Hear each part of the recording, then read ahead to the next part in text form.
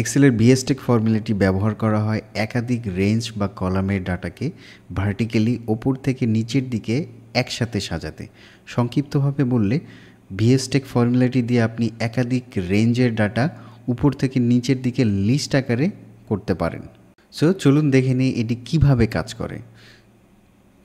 So প্রথমে আমরা equal দিয়ে ভিএসটেক লেখার পরে এরপরে আমরা অ্যারে দিয়ে দিব। সো আমরা কোন কোন ডাটা সেটের লিস্ট করতে চাই।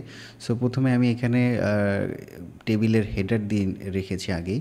সো আমি এই ডাটাটি এই 3টি টেবিলের ডাটা লিস্ট আকারে নিয়ে আসবো 1 বাই 1। সো প্রথম ডাটা সেট, তারপরে কমা, এবং দ্বিতীয় ডাটা সেটের রেঞ্জ, এবং তৃতীয় ডাটা সেটের রেঞ্জ দিয়ে ব্র্যাকেট ক্লোজ করে ইন্টার দিলে এটা আমার লিস্ট আকারে একটা টেবিলে 1 বাই 1 1 আফটার 1 অ্যাড হয়ে যাবে। এবং এটা হচ্ছে একটা ডাইনামিক ডাটা হিসেবে লিঙ্ক হিসেবে কাজ করবে। আমি যদি এখানে কোনো কিছু চেঞ্জ করি তাহলে এটা সাথে সাথে এখানেও চেঞ্জ হয়ে যাবে। সো নর্মালি আমরা এই বিভিন্ন শিট থেকেও এটা করতে পারি। যদি আমার এখানে মাল্টিপল শিটে একই ধরনের 12 মাসের কোনো ডাটা থাকে, সেটা আমি একটা জায়গায় নিয়ে এসে 1 বছরের ডাটা একসাথে করতে পারি। সো নর্মালি এই পারপাসে ভিএসটেক ফর্মুলাটি ইউজ করা হয়।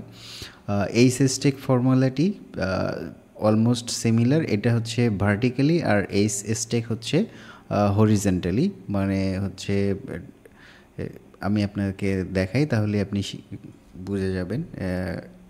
এই স্টেক আমি ডাটা দিয়ে দিলাম, কমা,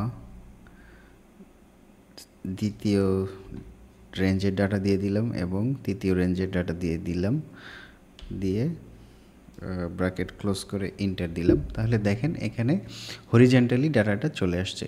তো আপনার সুবিধা মতো আপনি আপনার ডাটাটি হরিজেন্টালি ভার্টিক্যালি নিয়ে নিতে পারেন ভিএসটেক এবং এইচএসটেক ফর্মুলা ইউজ করে। সো এটা খুবই ইফেক্টিভ একটা ফর্মুলা। যখন আপনি কোনো ড্যাশবোর্ড তৈরি করতে যাবেন, অনেকগুলো ডাটা একসাথে নিয়ে ড্যাশবোর্ড তৈরি করার ক্ষেত্রে এই ফর্মুলাটি অনেক ইফেক্টিভ একটি ফর্মুলা।